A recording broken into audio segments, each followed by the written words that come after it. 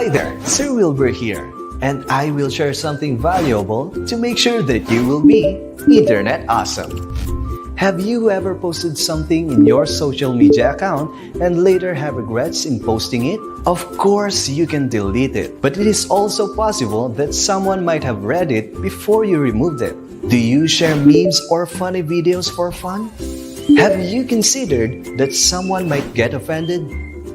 The convenience of using the internet has become part of our daily lives, which helps us communicate, share photos and videos, and post something about ourselves easily. But in the online world, we need to be extra careful. We need to have the ability to control what information we will share about ourselves and whom we will allow to see and reshare it. And that refers to online privacy. Your name, home address, phone and mobile number, social security number, and email address are your personal information. It's a good idea to make a rule for yourself not to share this kind of information online. Aside from keeping your personal information, we must also take care of our reputation because these are the ideas, opinions, impressions, or beliefs that other people think or have about you. We must also consider what others will feel based on our posts. Different situations call for different responses, online and offline. It's always important to respect other people's privacy choices, even if they aren't the choice you'd make yourself. Also, be careful with the simple codes that you send, like emojis, because it represents a certain meaning or message which may uplift the reader's emotion or the other way around. Have you heard of the word oversharing? It refers to sharing personal information or just too much about yourself in a certain situation or conversation online. What's the risk? You might become so familiar in doing it that you are unaware that you are already sharing information about your private life. This is harmful not just for you, but also to your loved ones. The internet can be a safe or a dangerous place for us. It will really depend on how we will utilize it. Take time to think and read your post a couple of times before you share it in the World Wide Web. And remember, it's better if you will always think before you click. But it's best if you will share with care.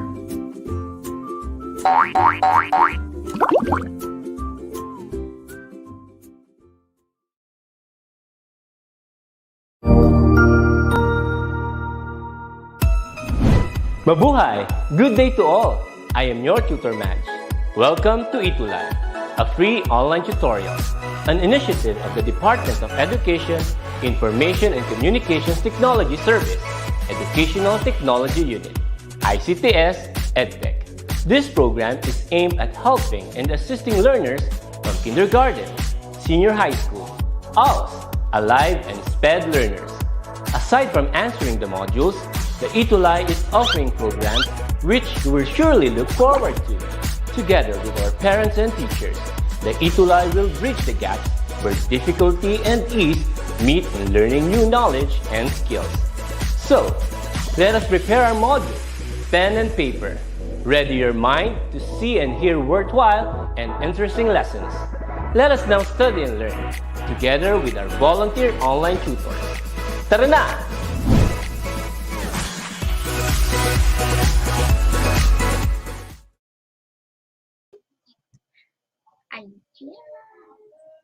Hello, and good morning to each and every one of you.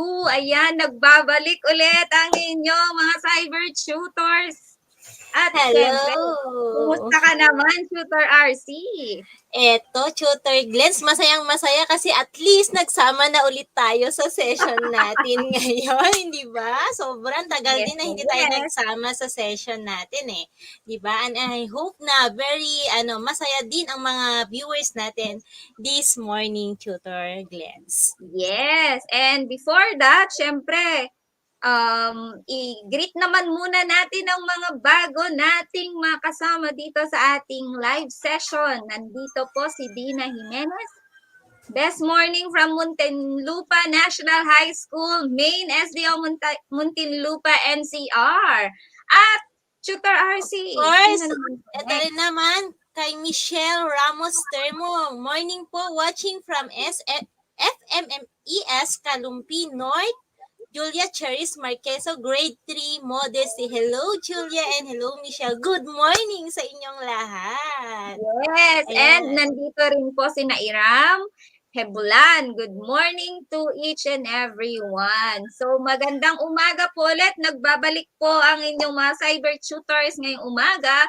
At syempre dahil last episode po namin ito ng first quarter, kita-kits po tayo sa third quarter at abangan nyo pa rin po yung mga susunod na special programs po natin ng second quarter. Pero syempre, dahil dito, last episode natin, meron din po kaming gagawing recognition sa mga active participants po natin sa ating session. Pero before that, ayan, sisimulan po muna namin itong session namin ngayong week 8. So week 8 na tayo, Tutor RC, imagine. Yes nga, Tapos na Tutor natin ang Glenn. first quarter. Parang kailan lang nung nag-uumpisa pa lang tayo na ayun, sa wakas natapos na din ang first quarter na pag-tutor natin, Tutor Glens. Yes na yes. At syempre, sisimulan na natin to. So kami nga po ang inyong mga tutors sa Pinoy Cybertalks, Cybersafety and Security every Wednesday ng 11 to 12 a.m. At kasama ko po dito ang aking mentee na si Tutor RC. Hello! At of course, ako yung hindi nagsasawa pa rin na nagsasabi sa inyo na R, maging responsable at C, mag-care sa sarili. Nandito pa rin po si Tutor RC. Ayan po. Yes. And syempre, ngayong week 8 nga dahil parang culminating natin ito, 'di ba, Tutor RC ng lahat ng mga tinuturo natin dito sa session natin sa Pinoy Cybertalks. So, ang session natin ngayong week 8 is all about netiquette kasi napapanahon din naman po itong netiquette na session. So, kailangan natin ito. Okay. So, Tutor RC, ano ba yung kailangan nilang gawin para at least mas mapaganda pa natin at mapaghandaan pa natin yung mga susunod na sessions natin dito sa ating Pinoy Cyber Talks?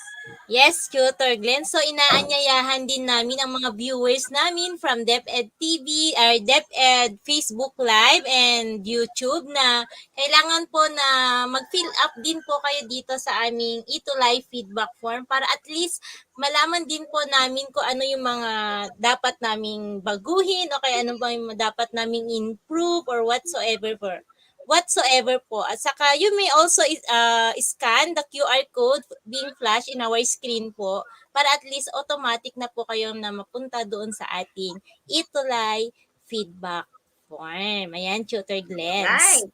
Yes. So, yan po yung ating ETUlay feedback form for your comments, suggestions, at saka kung ano pa yung mga gusto nyo pong sabihin sa ating mga tutors. Okay. So, before natin simulan to, syempre, balik tanaw muna natin sa mga naunang mga sessions natin, di ba, Tutor RC? So, yung week 1 nga, sisimulan ko na. Ito nga yung topic natin about being mobile. And I would like to thank also si Mayo Inotech sa mga modules, learning packets na na-share po ninyo at nagamit din po namin ito sa pagpapalawig nga ng ating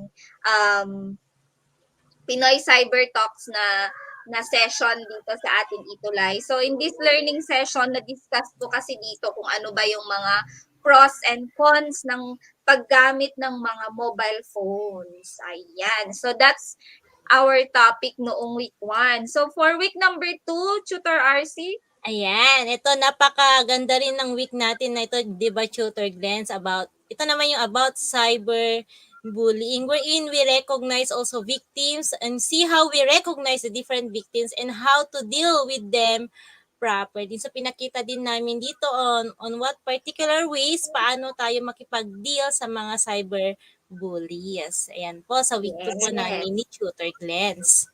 Okay, so yan yung week 2 po na session po namin ni Tutor RC. So for week number 3 naman, nandito yung tinatawag nating cyber grooming and online exploitation. So in this learning session po, you will learn how to avoid falling victim to cyber groomers and online exploiters by honing your investigative skills. So ito naman para maiwasan natin na maloko ng mga poser kasi mga kanyan or kahit hindi man sila poser, ito yung ginagamit nila yung social skills nila para makuha yung loob ninyo. Okay? So that's week number 3 and for week number 4, Ayan. So, week number 4 naman natin is yung exposure to inappropriate content. So, looking into what are the different sources na pwede nating reliable sources natin sa mga contents especially. And of course, in this learning session, we'll see how surfing online can expose to us to inappropriate content. So on this part, pinakita namin ni Tutor Glens on what way or particular ways we can search such reliable contents. Ayan, yes. Tutor Glens, ang Yes. share natin. Okay, so that's week number 4 and week number 5 naman natin is yun nga pinag-usapan nga natin dito yung tinatawag natin na misinformation or yung tinatawag natin na plagiarism at saka misinformation. So in this learning session, you will learn kung paano ba natin maiiwasan yung tinatawag nating plagiarism at yun nga yung mga fake news na kumakalat. Okay. And next, for week number 6, Ayan, ito yung naging session ni Tutor Glens last week 6. No? It's all about teenpreneurship wherein on this learning session, you'll see how technology empowers you to engage in business and commerce even while in your teenage. So napapanahon ito, lalo na ngayong new normal setup natin, Tutor Glens, di ba? So napakagandang topic nito sa ating mga teens and youth learners. yes. Ayan. Yes naman. So ito rin yung topic wherein parang sa curriculum ng senior high school ito, pwede siyang ipasok dun sa klase natin ng entrepreneurship. Okay. So that's week number 6 and yung week number 7, ito nga yung hindi ko nasamahan si Tutor RC, siya naman ang nag-discuss ng trolling wherein sa session na to, at least nalaman nyo po kung paano nga po natin nakikita kung trolls nga yung kausap natin or hindi. And ano ba yung mga dapat nating gawin kung may na-encounter tayong mga trolls. All right.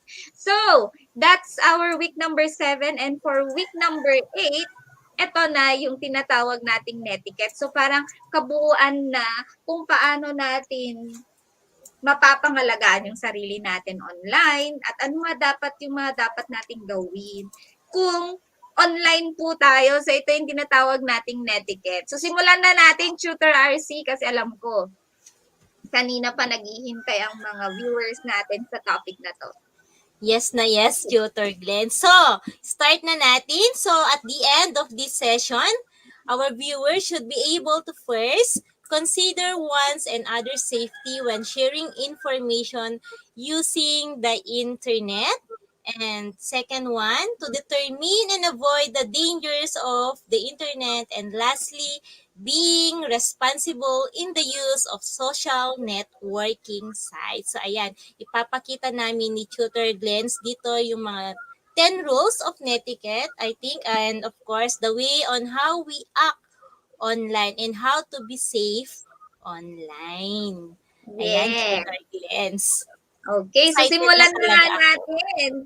So before that, meron po kaming ipapanood sa inyong video about dito sa topic natin. So pay attention po.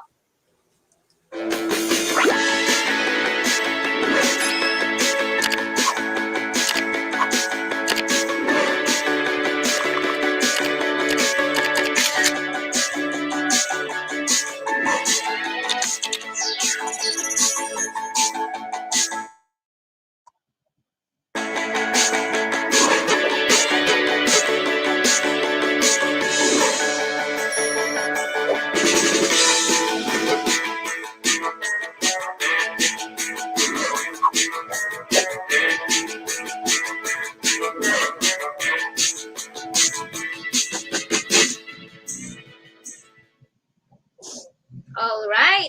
So yun nga po, na-discuss ay nakita natin dito sa ating video yung tinatawag natin na digital citizenship. Kasi yung focus naman, pinaka-main focus naman ng session na to is all about digital citizenship nga po. So, para dito sa ating culminating session na week number 8 na po natin, i-discuss po namin ni Tutor RC yung tinatawag natin na core rules of netiquette na tinatawag natin. Okay, kung tayo, ano ba tawag sa atin, Tutor RC, kapag online tayo? Nakamute ka ata, Tutor RC. And sorry, Tutor Glens, no, na sobrang excited ko mag-respond and na-mute ko pa yung sarili ko. Ayan, so yan, naka-online tayo. So, we're from the net. Ayan, so tayo mga, online, Yes. mga online. Tinatawag din tayo. Kaya netiquette yan kasi syempre dahil internet at saka kung ano ba yung tinatawag nating etiquette, ano ba yung dapat gawin natin pag online tayo. Kasi nga tayo, another term sa atin kapag online po tayo yung tinatawag na netizens. Ayan. So, umpisahan na natin, Tutor RC. Ano ba yung rule number 1 natin?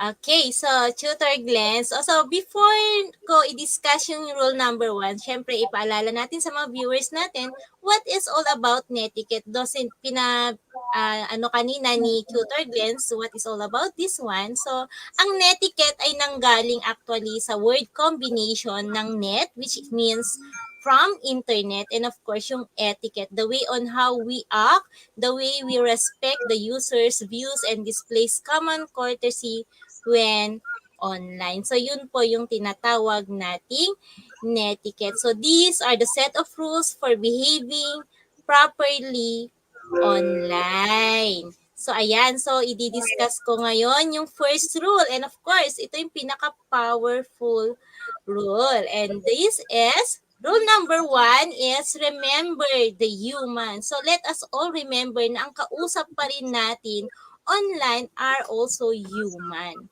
Hindi po yan robot or whatsoever. So, when communicating electronically, whether through emails, instant messages, discussion posts, text, or some other method, practice also the golden rule. Ano ba yung golden rule natin, Tutor Glens? 'Di ba sabi sa golden rule, do unto others as you would have others do unto you. So remember, your written words are read by real people also, all deserving of respectful communication. So before you press send or submit, tanungin nyo muna yung sarili nyo. Would I be okay with this if someone else had written it? O kaya, think before you click or think before you pause. Pag-isipan muna nating maigi kung ano yung maging reaction, ano yung maging feeling ng taong pagsesendan natin ng ating mga messages online. So please remember, rule number 1, remember the human. Yan, Tutor Glens, yung pinakauna at pinaka-favorable na rule ko for the core rules of netiquette. Yes, yes, yes. Ayan. So, yun nga po yung tinatawag natin na remember the human. Okay. So, next naman natin, yan. So, syempre, pinaka-importante po sa lahat talaga yung think before you click. And at the same time, kung ano yung mga ayaw mong sabihin sa taong kausap mo, ayan. So, wag mo na lang gawin, di ba? Okay? Kasi, syempre, mayroon din naman pwedeng may pinagdadaanan yung kausap mo at iba yung tanggap din mamaya nung sinabi mo. Okay? So, kung yun nga yung lagi ko din naman na sinasabi sa mga anak ko, always choose to be kind. So, lahat naman ng bagay na pag-uusapan ng maayos, lahat yan. Okay? So for rule number 2, you must adhere to the same standards of behavior online that you follow in real life. So kung for example, kung ganito ka sa real life, kailangan ba baguhin mo yon pag online ka? So dapat hindi. Siyempre, kailangan dun pa rin po tayo sa tama. So that's yun yung tinatawag nating rule number 2. Kung ano man yung behavior mo sa real life, kung syempre kung dapat yung maayos naman na behavior yan, yun din dapat yung ipakita mo pag online ka. Okay? So one should treat others as one would like others to treat oneself. So parang yung golden rule din natin, Shooter RC.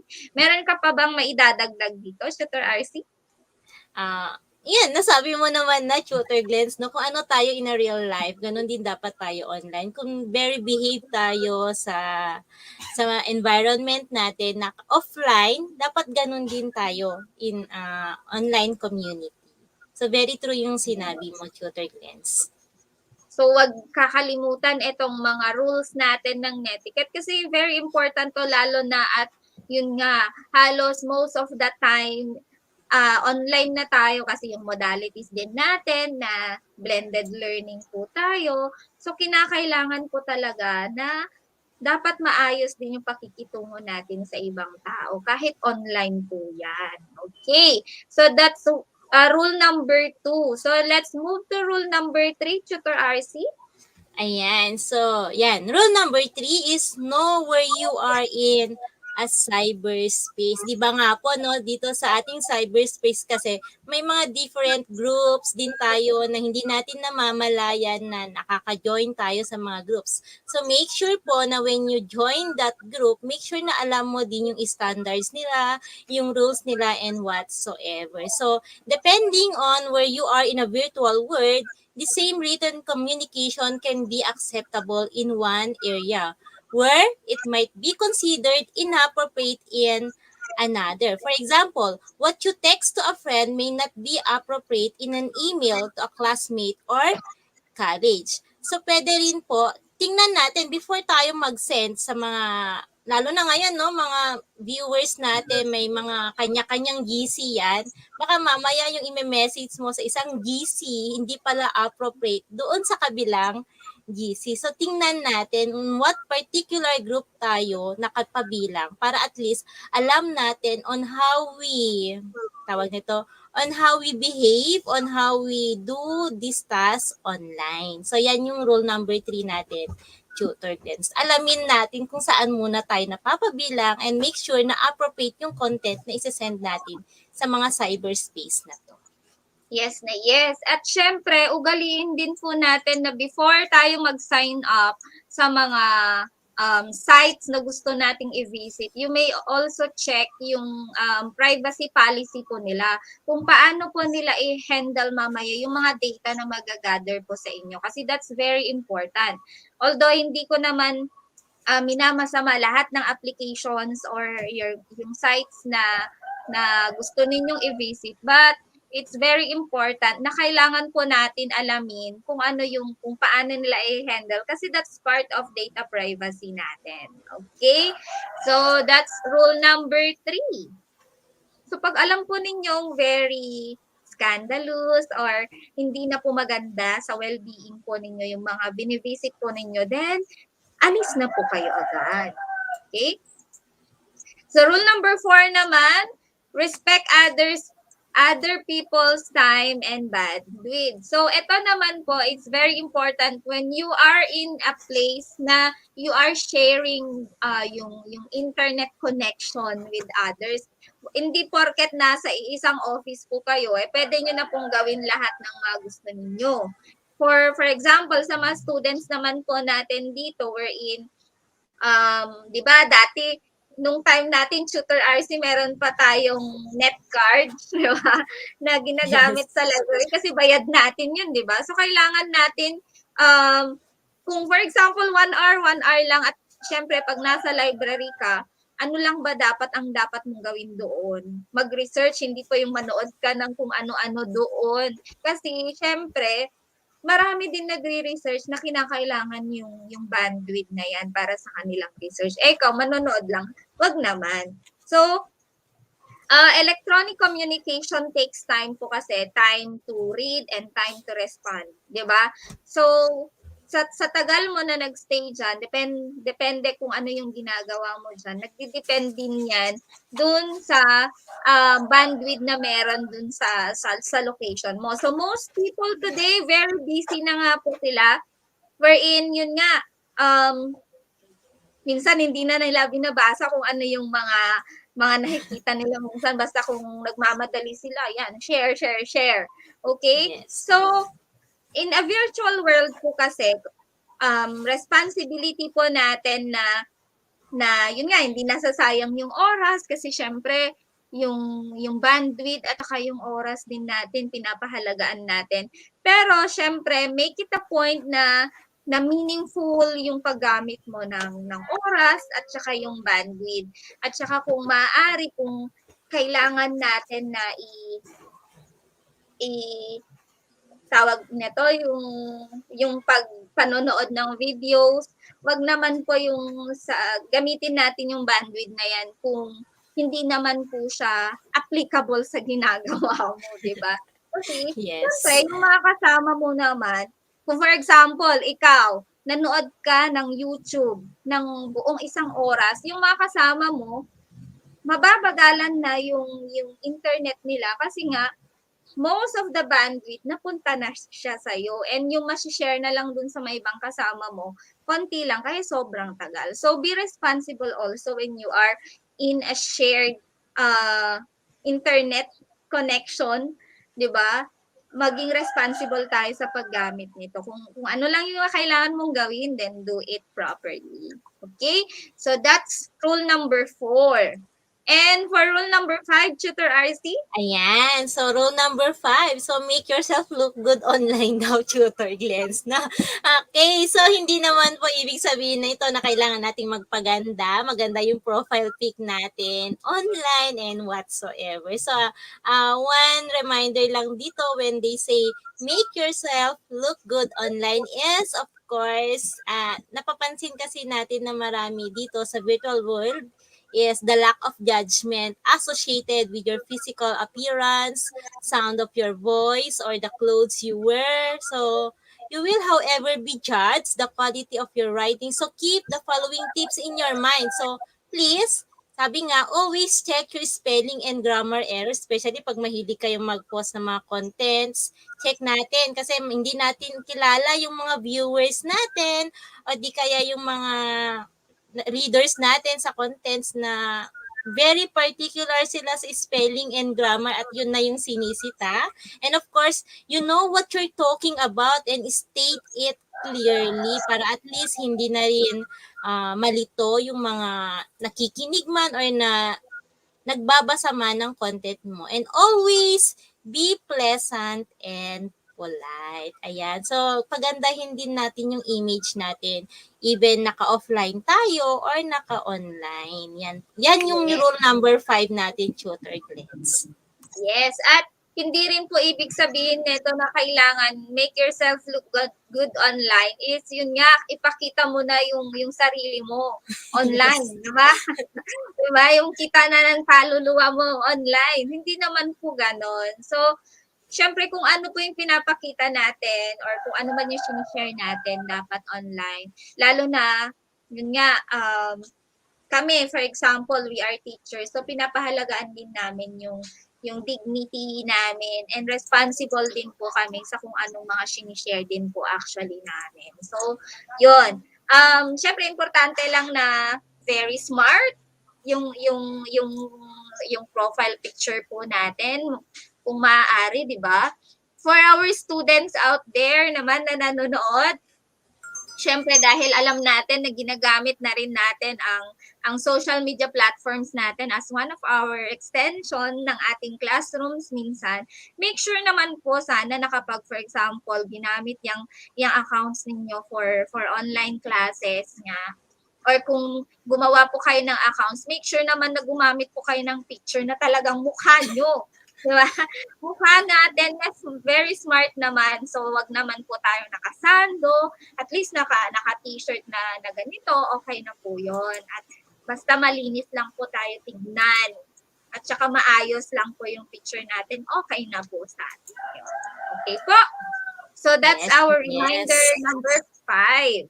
Okay, so for reminder number 6 or yung rule number 6 natin, share expert knowledge. Kasi syempre, alam naman po natin na sa panahon ngayon, halos online na lahat. And malay po natin, yung mga tanong din po ng ibang mga kasamahan natin na pinupost nila online, alam mo, then you will share it online. Basta pag alam mo na napagdaanan mo na to, alam mo na yung sagot nito, pwede mo pong i-share yung sagot natin. Kasi that's one way of helping others na rin, di ba? And syempre, alam natin na sobrang bilis na nga po ng information natin sa panahon ngayon. And kung ito naman ang magiging purpose natin na makapag-share ng tama sa ibang tao, then do it. Diba? At least na ma-maximize natin yung paggamit ng social media natin. And this is actually one of the main benefits nga natin na syempre accessible na nga ang information. Why not share kung ano yung mga maganda at makakatulong sa iba? Okay po? So that's rule number 6. Okay, so for rule number 7, Tutor RC. Ayan. For rule number 7 naman is to help keep flame wars under control. Ayan. Actually, Tutor Glens, ito no, hindi natin maiwasan na nakikita, nababasa natin sa mga social media accounts ng mga friends natin. Nandun pa rin mayroong nagbabangayan, nag-aawayan, at hindi matapos na conversations we're in. Supposed to be, dapat yan din is hindi na natin binobroadcast in our social media accounts. So remember po, when sabi nga dyan, a flame war is a heated exchange of words between users on online forums. So as friends of them, so let us tawag nito, wag na nating palagabin pa yung apoy between those two persons. So don't feed the flames. So extinguish them by guiding the discussion back to a more productive direction. Wag na nating sulsulan pa para mas lalong mag-flame yung wars nila.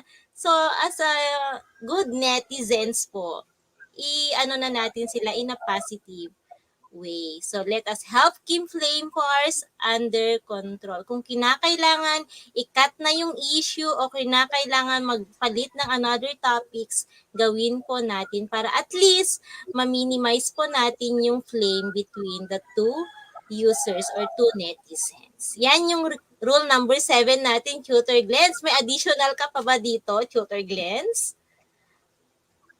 Ayan. So, dito naman sa mga flame wars natin, for as long that you are not concerned, wag na po tayong sumausaw po dyan sa usapan. Kasi mas lalo lang po nating pinapahaba yung thread.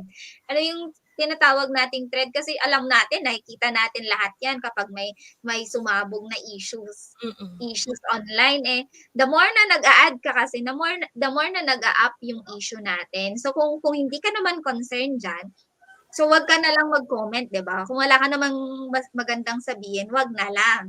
Okay?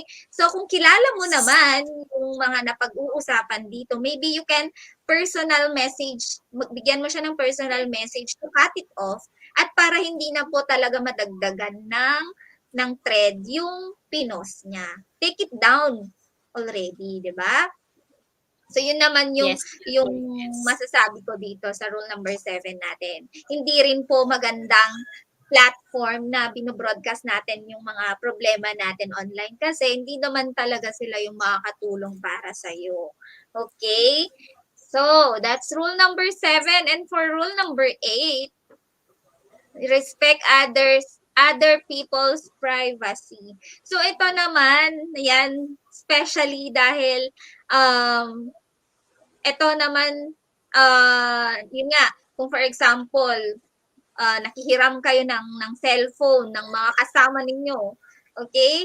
Kung for example, ang purpose mo lang is makikitext ka lang, huwag ka naman magbasa ng message ng pinaghiraman mo, okay? So you must respect kung ano lang po yung inoffer niya sa'yo or ano ba yung for example, makikihiram ka lang naman mag-text, hindi mag-text ka lang, huwag kang magbasa ng kung ano-ano dyan. Okay? At kung online naman po tayo at alam mo yung password nung kasama mo, wag mo naman pong basahin yung mga emails niya, di ba? Kasi syempre, alam naman po natin na na pwedeng merong mga tinatago ang mga kasama po natin. Pero it's not,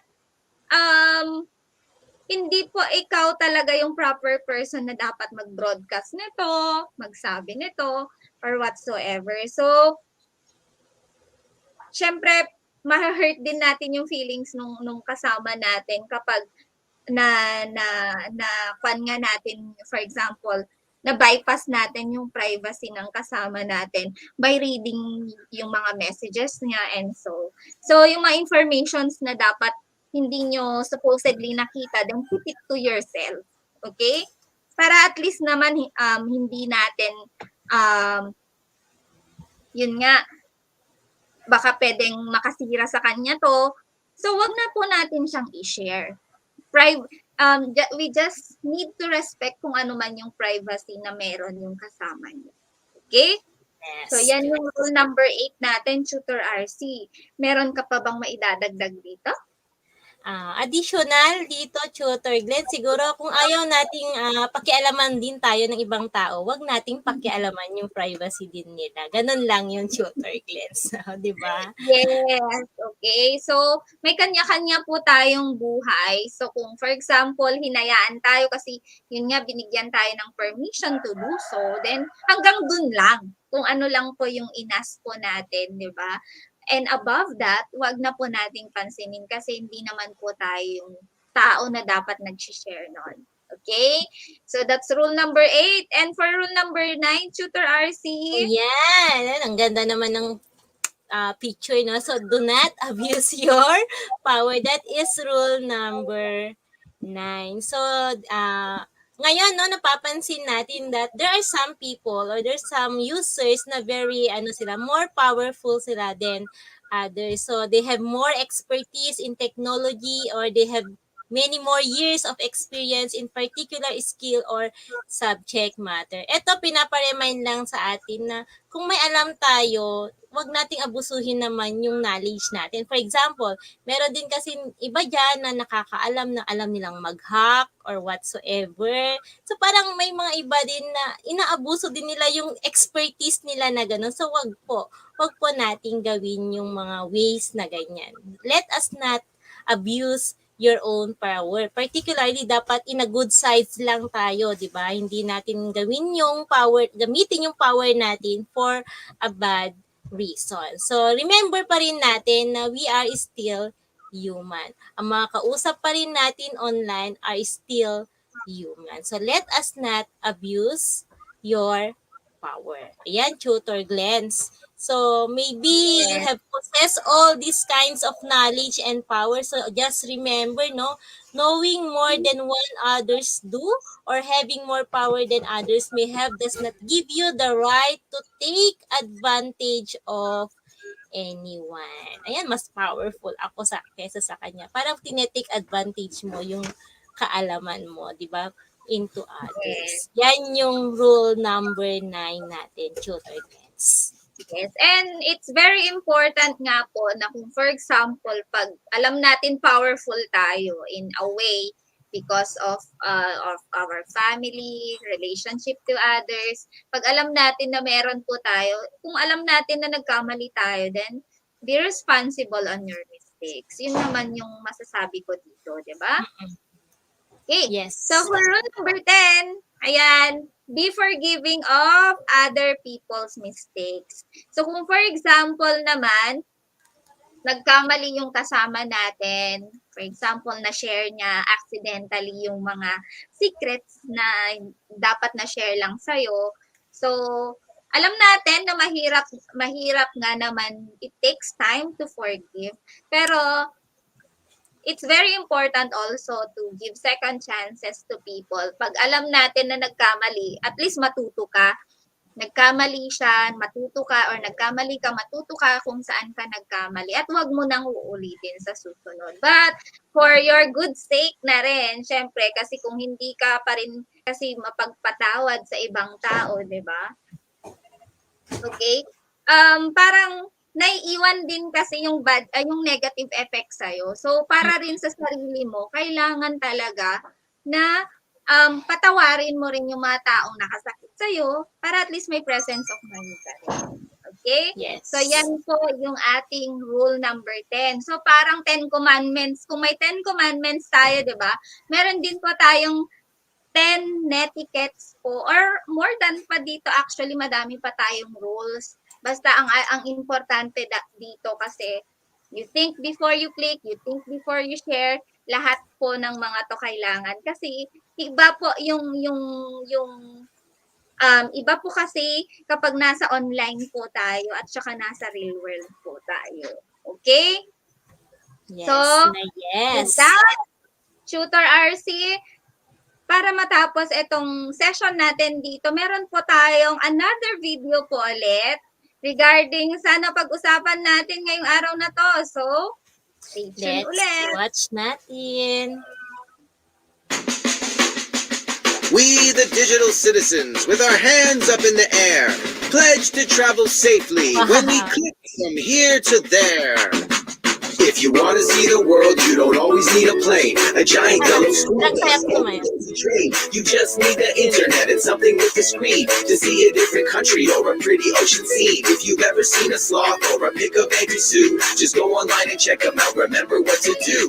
Always ask a grown-up before you go online. It's good to set a limit and keep track of your time. That's right. Keep your info private like your name and your address. And always find a grown-up if you're scared or you're stressed. If you want to see the world, you don't always need a plane, a giant yellow school bus, or a noisy train. You just need the internet and something with a screen to play an awesome puzzle game or watch a soccer team. So go online and check them out. Remember what to do, to do, to do, to do.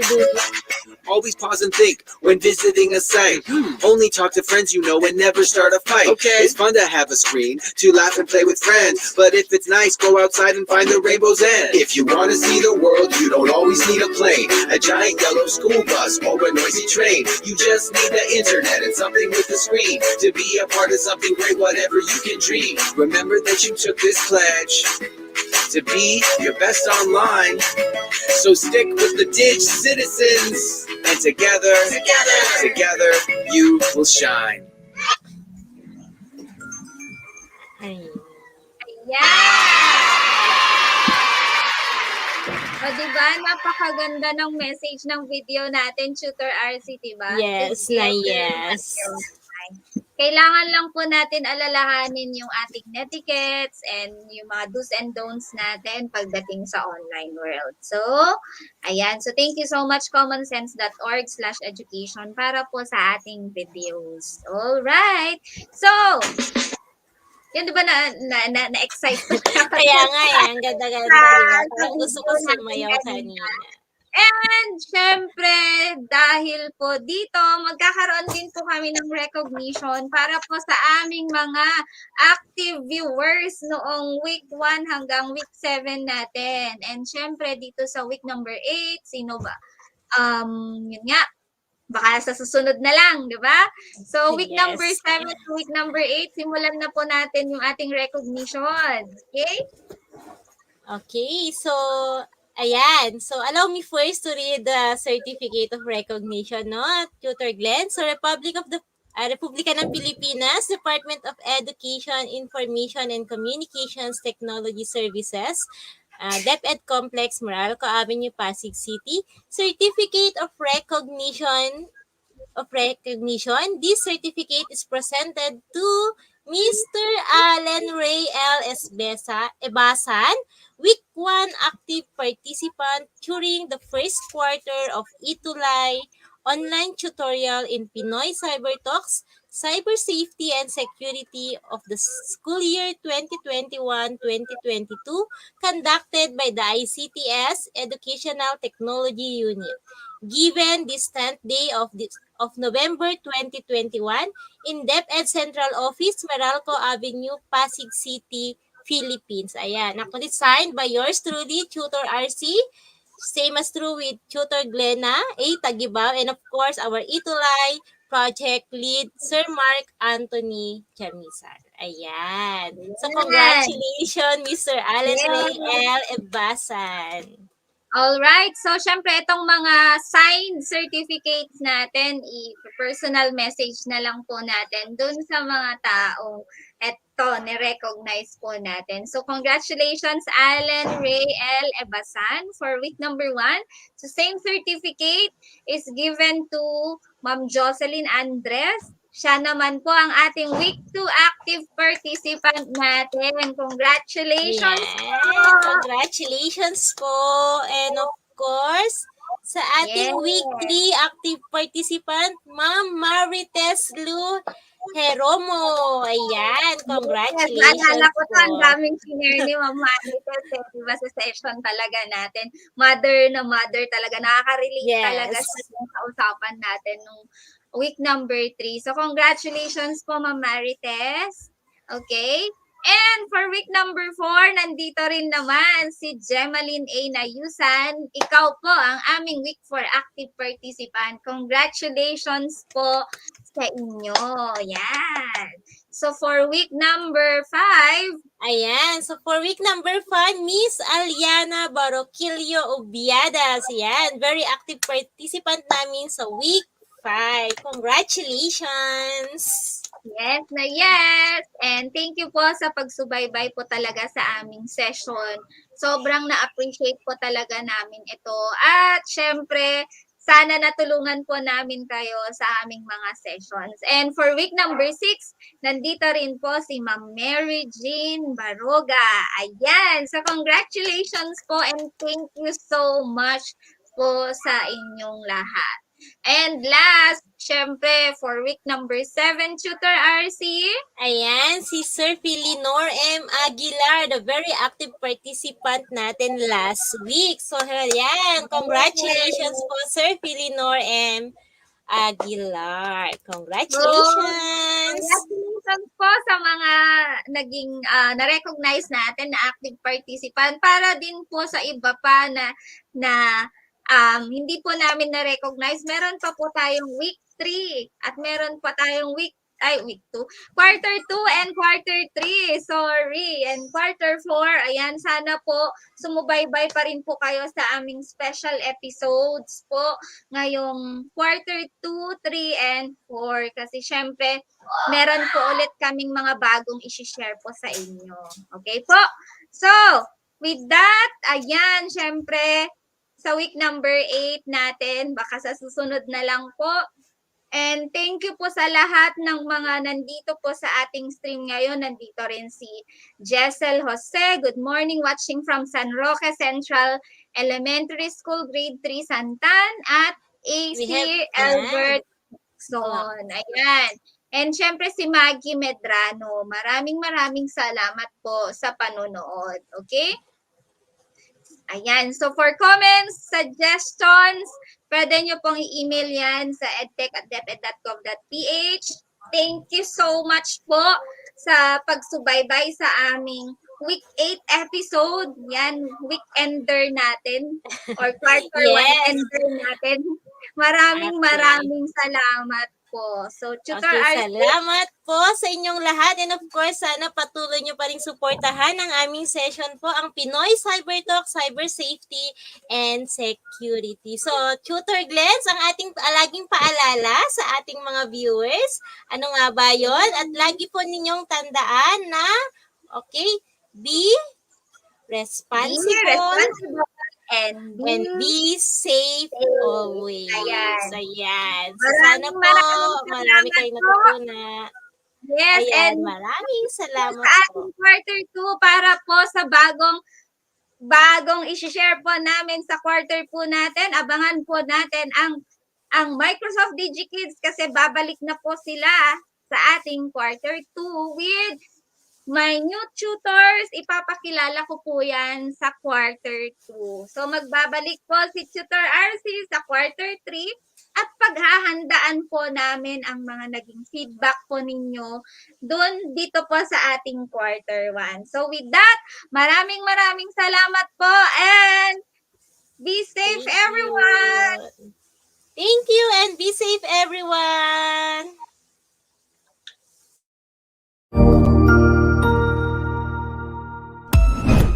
Ang husay naman!